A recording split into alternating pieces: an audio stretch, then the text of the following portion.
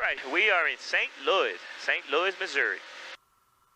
We were told to turn 10 to the right, probably because that's the airport. We're going to go right over it on our current track. And they didn't like that. That's a Class B airspace there.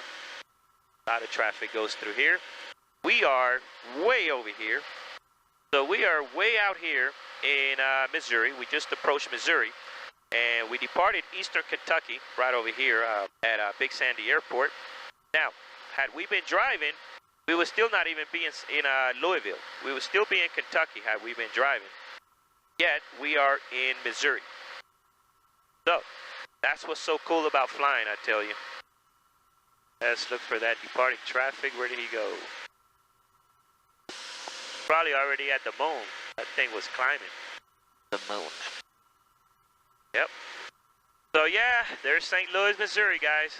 You know, flying, you just get a total different perspective. From the cockpit of your own airplane, you can observe the world from a distance, free from the noise and distractions of daily life. This detachment can help you gain a broader perspective, allowing you to reflect on the bigger picture and make more informed decisions in your personal and professional life. The challenge of learning how to fly an airplane and responsibility of being a pilot fosters personal growth. Pilots develop valuable skills such as discipline, problem solving, and adaptability, which can translate into other aspects of their lives. About as good as it gets right there, son. Center line and all. Open the air conditioner here. Air conditioner. We're going to fill up and continue on to Denver, Colorado. We're going to be heading over to Denver from Higginsville. Estimated flight time about 4 hours and 20 minutes. Hopefully we don't get a lot of headwinds. I'm going to go ahead and park here and do a run-up real quick. And then we're going to take the runway and take off. Brake set. Brake set. Fuel proper tank. Let's switch it to the left. Trim for takeoff. Trim. Let's trim the rudder. We'll do right trim. All right, we got to set the flight plan, mixture, fuel pump before we take off, okay? Okay. Run up is done. We're ready. Higginsville traffic. Have a Cherokee 6 taking runway 16. We'll be backtracking on 16 for a departure westbound Higginsville. All right, oh, one is coming. You ready? Yeah. All right, we got the mixture in. Fuel pump, it's on. Higginsville traffic, Cherokee 6 is taking runway 16. We'll be departing westbound Higginsville. All right, we're ready for takeoff.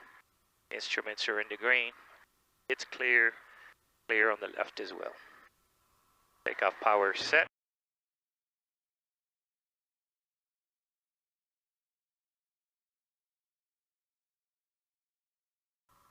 Airspeed is alive.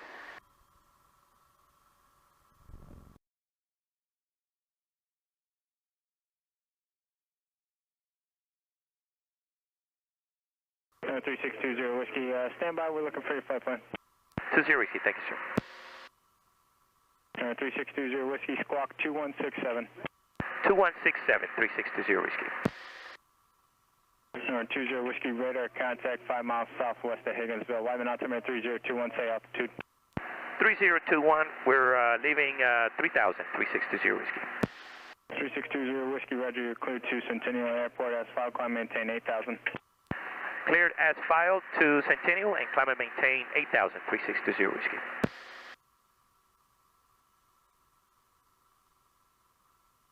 Bumpy. We're calling for moderate turbulence below 5,000. Should be okay at 8,000, I'm hoping. 20 Whiskey, contact Kansas City, approach 123.905. Have a good one. 123.905, have a great one. 20 Whiskey.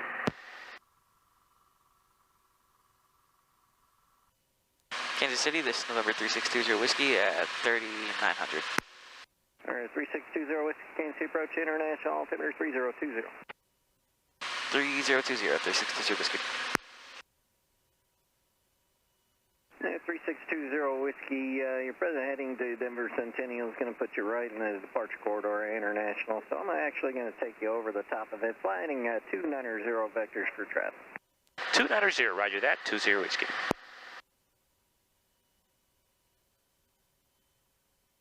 Number 719 Alpha Victor, descend and maintain 3,000. 3,000, 9 Alpha Victor.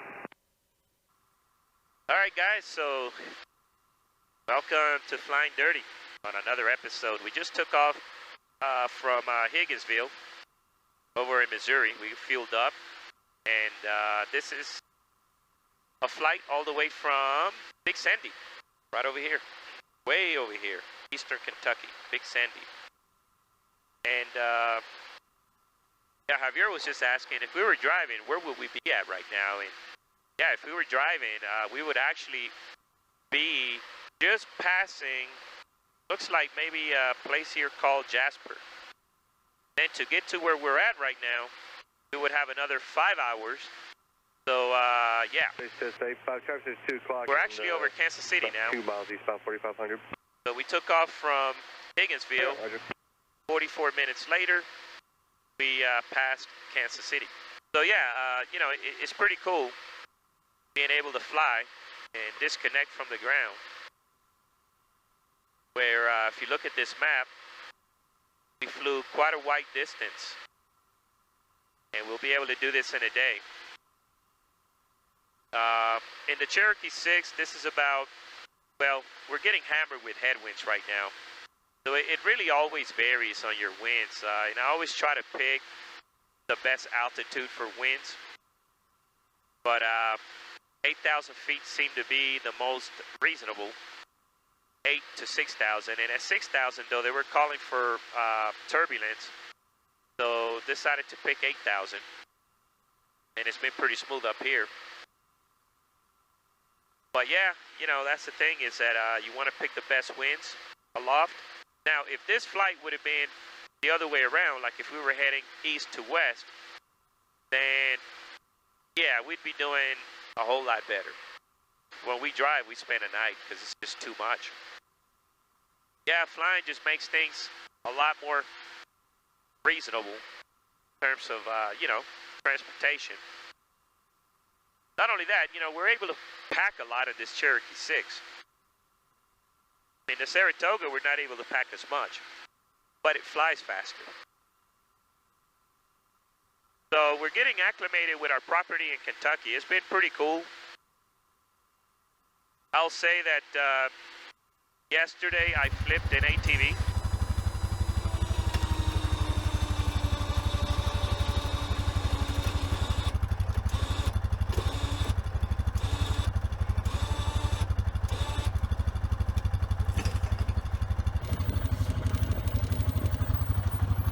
Kind of scratched myself, and I started rolling down the hill, and a tree stopped me. Thanks for that, because I would have been rolling down the hill. Yeah, man, I flipped the ATV. This is my second time flipping one of those things. ATVs are dangerous. Now, I have a side-by-side, which is a lot more safer. Since I haven't driven the ATV in a while, I decided to take it up there. 681, 5 level 200. I was pretty pissed off, and not only that, I mean, I guess when it flipped, I broke the brake handle. But boy, that was aggravating. What a way to spend your last day. Hey, test 85, you back with me? But the property's pretty fun, man. We have a good time hiking and riding the ATVs through those trails. So it's pretty amazing. I'd rather be somewhere where I could be self-sustained. Because you know what? I've always loved that kind of stuff anyway. So regardless of what's going on in the world, more than likely, we would have probably done this anyway. Because our whole family kind of likes this venture and the woods and things like that. Like having a nice property that we can all enjoy. And you know, you're living in the cities. Like, I've been a city boy, you know, for all my life, really. And Timer expired. And the thing is, what's pretty intriguing is that you live in the cities, but it really doesn't matter because nobody comes outside to talk to you anyway. It's almost like you're living in isolation when you're living in the city. Nobody wants to talk to you. Everybody's doing their own thing, and it's not like in the days, you know, like when I was growing up, man, the cities were always packed with people playing. We'd always find each other and play games outside. Now everybody's cooped up inside, and I don't know. Nobody really care about each other anymore. Kansas City, hello, United. I'll be honest with you. I don't know that I like that. I don't like that because I'm a social person, man. I love people. I really do. I'm a people's person. I don't know what's going on with people, man. People are kind of losing it lately. Yeah, 70. There's a lot of crap going on. I don't want to really be a part of that stuff, man. Level 230, United. But I gotta say that 10767 Kansas City Center shootout. I got a lot of good stuff from living in the cities. You know, there's a lot of pros and cons with both. You know. But I'm one of those guys that now I can say I've been there, done that, and now comparing the two and having this experience here, I think it's going to be a pretty cool experience. Now, don't get me wrong, one of the reasons we decided to come out here in the country is because we have these airplanes that we can easily connect to any city if we need to, especially in the East Coast. You know, I'm from the East Coast, so I kind of wanted to be back in the East Coast, but I didn't want to be back in the South in Florida. It's too hot and muggy over there. Man, I could not stand that weather in Florida. You know, so I wanted to kind of live a little bit further up north. You get some pretty good weather in Kentucky. Summers are not really that unbearable, and winters are not so cold. I mean, if we want to get on the airplane and hop to New York City, I've always wanted to go to Niagara Falls. Yeah, I don't know about New York City. I think Javier looked at me funny. You know what? That's the shame because, man, I used to love cities, man. And New York City was, well, my dad's from New York.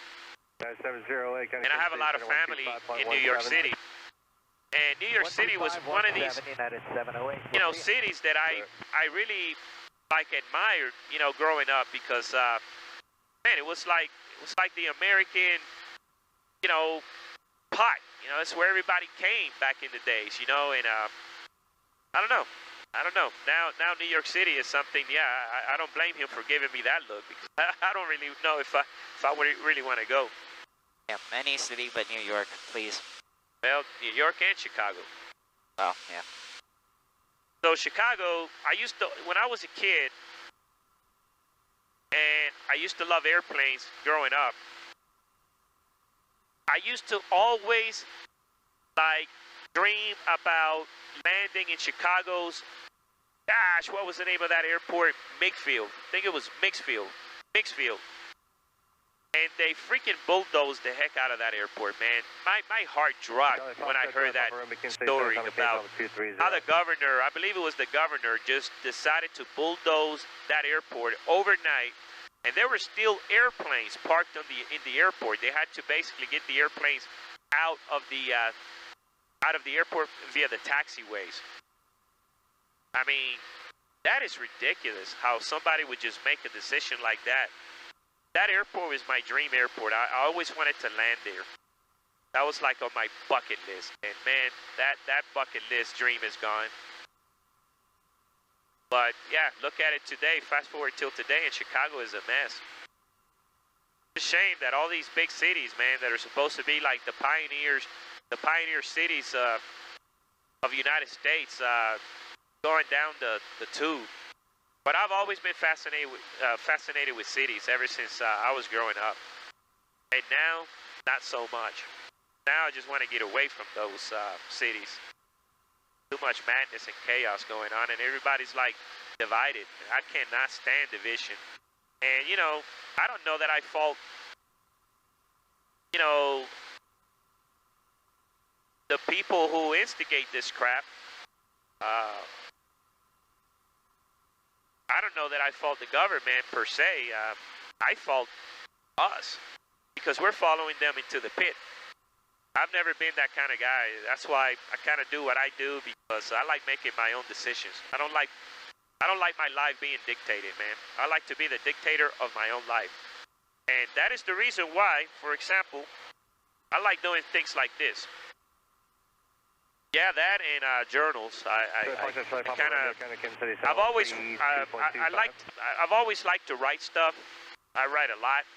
I figure, why not do a journal? So I kind of journal everything, and it's pretty cool because it kind of opens your mind and your brain, and it slows you down. Life today is so fast-paced that, you know, when I journal and when I start handwriting stuff, it just brings me back into the time, you know? Like I'm at that moment. I'm in the zone. So I like doing things like that. It just brings back your consciousness. Because what's going to happen is going to happen. And the only thing you can do is have a sharp mind. So that's what I like to polish my mind, and I say bring it on. Bring it on. Whatever happens, happens. You can only control your life. That's it. So that's what I try to do, is control my life and my surroundings. Yeah, man, but it's pretty wild out there nowadays. That's why I like being up here, man. Doggone it, this is just as fast as driving when I hit the highway at 100 miles an hour. Never done that. We can't even do that because the truck has a governor. It does have a governor. Boy, that truck, yeah, it's got a governor at 70. Is it 70 or 65? 70. Well, that's what you told me. Yeah, it is 70. Yeah, so at 70, it has a governor, man, and yeah, I remember our first trip. We were driving and cruising right along, and that thing kicked in, and it scared the living crap out of me. So one of the things that got me a little concerned is this BRICS alliance that the East is trying to do. They have a lot of countries that are joining. I'm kind of concerned about what that's going to do to the already destabilizing economy. Yeah, I'm not sure what's going on with that. I'm going to have to buy me a horse. Go back to those days where we just ride horses. Yep, the world seems to be changing very fast, but up here is where I disconnect from the world below. Flying your own airplane not only offers an unparalleled sense of freedom, but it also provides a unique vantage point that can transform the way you see the world. The perspectives that I gain through flight contributes to my personal growth, a deeper understanding of my surroundings, and a connection with a global community that shares the same passion for the skies. Thank you for watching, and until next time, you guys take care, stay safe, and have a great day, my friends.